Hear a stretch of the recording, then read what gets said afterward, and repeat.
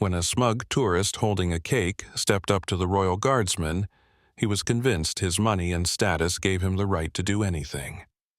Laughter erupted as he, cheered on by his friends, placed the cake squarely on the guardsman's hat.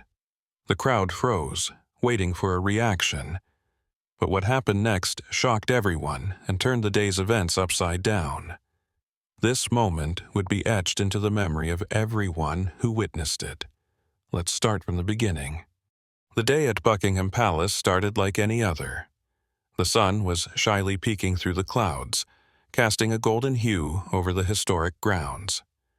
Tourists swarmed the area, eager to snap pictures, pose in front of the gates, and marvel at the grandeur of British tradition. Among the iconic red-coated guards, one stood out, not for any special reason, but because his stoic demeanor seemed carved from stone. This was Corporal James Bennet, a 32-year-old guardsman with chiseled features, chestnut brown hair neatly cropped, and an aura of unwavering discipline. James stood motionless, his tall bearskin hat towering above the crowd. His crimson uniform was immaculate, buttons polished to a mirror shine. For James, this was more than a job. It was a solemn duty, a tribute to centuries of history and heritage. Little did he know, this day would test his patience like never before.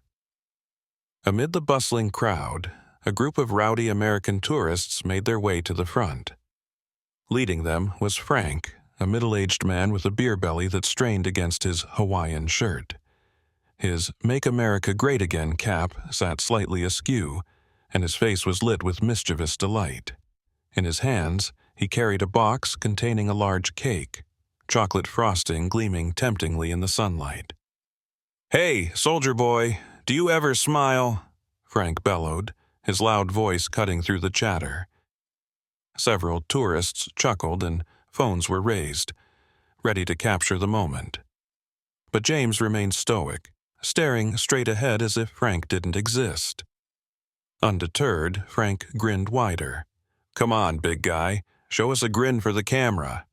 His entourage laughed, egging him on. James, however, was unyielding, a living statue, just as tradition demanded, but Frank wasn't done yet. Frank's antics escalated as he stepped closer, waving the cake box dramatically. "I heard you guys don't move for anything. Is that true? Guess we'll find out." The crowd murmured, some giggling nervously while others frowned in disapproval.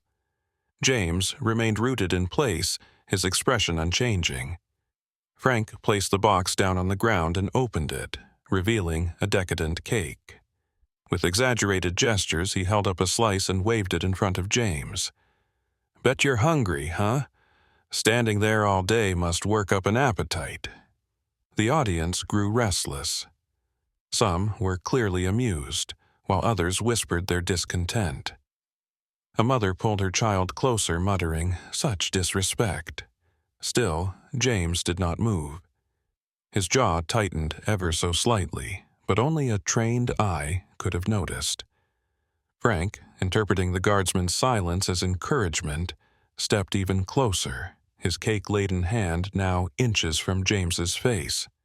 "Let's make you look a little sweeter," Frank declared, laughing as he lifted the entire cake and, with dramatic flair, placed it directly on top of James's bearskin hat. The crowd gasped. Phones were now fully raised, capturing every second.